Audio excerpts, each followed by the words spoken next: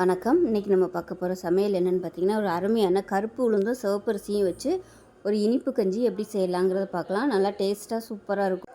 இந்த கஞ்சியில் நார்மல் அரிசிக்கு பதிலாக சிவப்பரிசி யூஸ் பண்ணியிருக்கோம். இந்த பாரம்பரியமான சிவப்பரிசி யூஸ் பண்ணும்போது உடம்புல உள்ள எல்லா பிரச்சனையுமே சரியாகும். நார்மலாக பாரம்பரிய அரிசி பார்த்திங்கன்னா ஒவ்வொரு அரிசிக்கும் ஒவ்வொரு பெனிஃபிட் இருக்கும். இந்த சிவப்பரிசி மட்டும் ஐம்புலன்களையுமே சரி செய்யக்கூடிய அளவுக்கு பயன்கள் இதில் நிறைய இருக்குது. ஸோ கண்டிப்பாக அந்த அரிசி யூஸ் பண்ணி இந்த கஞ்சி செஞ்சு பாருங்கள். பேன் எடுத்துக்கலாம். இதில் 1 கப் அளவுக்கு கருப்பு உளுந்து எடுத்துருக்கேன். இதை சேர்த்துக்கலாம். இது நல்லா வாசனை வர அளவுக்கு வறுத்துக்கலாம். இப்போ இது கூடவே எந்த கப்பில் எடுத்தீங்களோ அதே கப்பில் 1/4 கப் அளவுக்கு சிவப்பரிசி எடுத்துருக்கேன். இதையும் சேர்த்து நல்லா வறுத்துக்கலாம். இப்போ அரிசியும் உளுந்து நல்லா வறுபட்டுருச்சு. இப்போ அமர்த்திடலாம். அமர்த்திட்டு இதை ஒரு மிக்ஸி ஜாரில் சேர்த்துட்டு நல்லா நைஸாக அரைச்சிக்கலாம். இப்போ பார்த்தீங்கன்னா நல்லா நைஸாக அரைச்சிட்டேன். எவ்வளோ தூரம் நைஸாக அரைக்க முடியுமோ அந்தளவுக்கு அரைச்சிக்கோங்க. இது சலிக்கணும்னு அவசியம் இல்லை. சலிச்சிங்கன்னா அந்த மேலே உள்ள தோல் எல்லாமே போயிடும். இப்போ ஒரு பேன் எடுத்துக்கலாம். இதில் வறுத்து வச்சுருந்த பொடியிலேருந்து 1 கப் அளவுக்கு எடுத்திருக்கேன். நான் இந்த சின்ன கப்பில் 1 கப் அளவு எடுத்திருக்கேன். இது ஒரு 3 பேர் சாப்பிட்லாம். அது இப்போ எந்த கப்பில் எடுத்தோமோ அதே கப்பில் ஒரு 3 கப் அளவுக்கு தண்ணி ஊற்றிக்கலாம். இது நம்ம கொஞ்சம் கெட்டியாகவே வச்சுக்கலாம். ஏன்னா கருப்பட்டி பாகு வேறு நம்ம ஊற்ற போகிறோம். அதுக்கப்புறம் நம்ம பசும்பால் பாக்கெட் பால் எதுனாலும் ஊற்றிக்கலாம். அதுவும் வேறு ஊற்ற போகிறதுனால கொஞ்சம் கவனமாக தண்ணி ஊற்றிக்கணும். இப்போ நான் கேஸ் ஆன் பண்ணலை. இதை நம்ம நல்லா கரைச்சி விட்டுட்டு அதுக்கப்புறமா கேஸ் ஆன் பண்ணிக்கலாம். ஏன்னா இது உடனே கெட்டியாயிடும். அதனால் நல்லா கரைச்சி விட்டுட்டு இப்போ நல்லா கரைஞ்சாச்சு. இப்போ நம்ம கேஸ் ஆன் பண்ணிக்கலாம். கேஸ் ஆன் பண்ணிவிட்டு கைவிடாமல் கிளறிட்டே இருக்கணும்.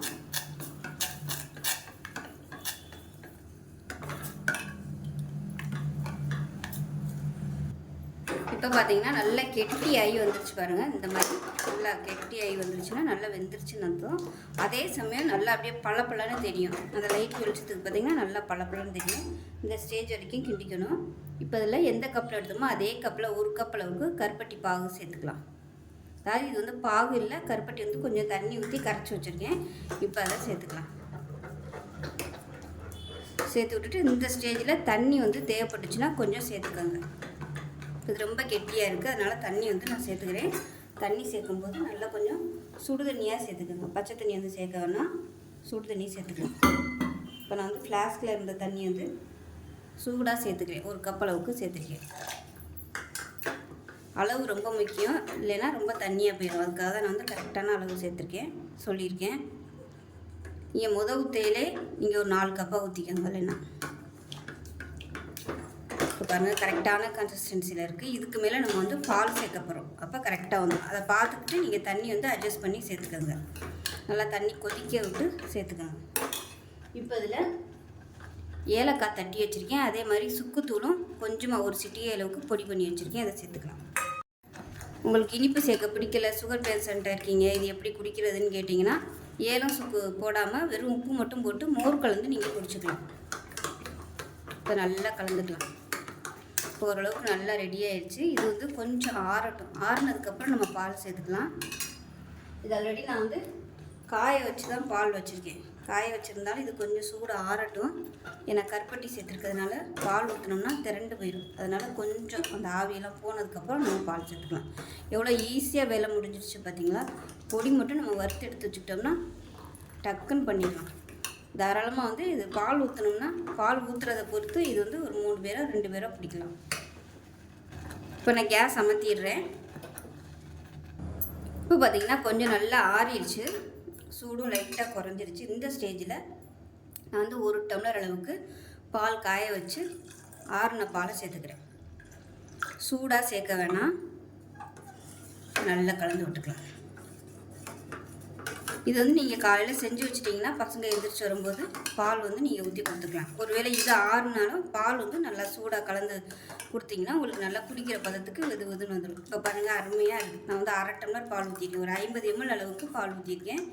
அருமையாக வந்துருச்சு வரும். இந்த அளவுக்கு இருக்கும். இந்த அளவுக்கு இருந்துச்சுன்னா குடிக்கிற பதத்துக்கு அருமையாக இருக்கும். ரொம்பவும் கெட்டியாக பார்த்தாது.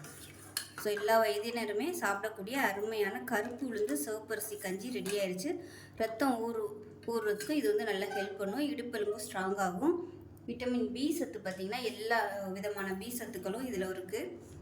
நிறைய புரதச்சத்து இருக்குது, அதாவது புரோட்டீன் சத்து வந்து நிறைய இருக்குது. ஹார்ட்டுக்கு நல்லது.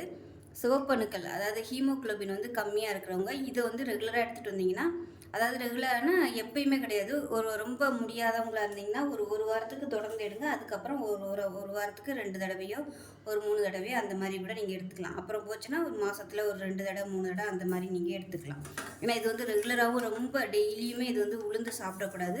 ஸோ அதனால தான் சொல்கிறேன். ஸோ அருமையான முடி வந்து கொட்டுற பிரச்சனை இருந்துச்சுன்னா கூட நீங்கள் ரெகுலராக எடுத்துகிட்டு வரும்போது அந்த பிரச்சனை சரியாகும். நிறைய இரும்பு சத்து இருக்குது. நம்ம கருப்பட்டி சேர்த்துருக்கிறதுனால கருப்பட்டியில் நிறைய இரும்பு சத்து இருக்குது. ஸோ கண்டிப்பாக எல்லோரும் செஞ்சு பாருங்கள். செஞ்சு பார்த்துட்டு எப்படி வந்துச்சுங்கிறத சொல்லுங்கள். வீடியோ பிடிச்சிச்சுன்னா லைக் பண்ணுங்கள், கமெண்ட் பண்ணுங்கள், சேனலை சப்ஸ்கிரைப் பண்ணுங்கள், பக்கத்தில் உள்ள பெல் பட்டனையும் ப்ரெஸ் பண்ணுங்கள். நன்றி.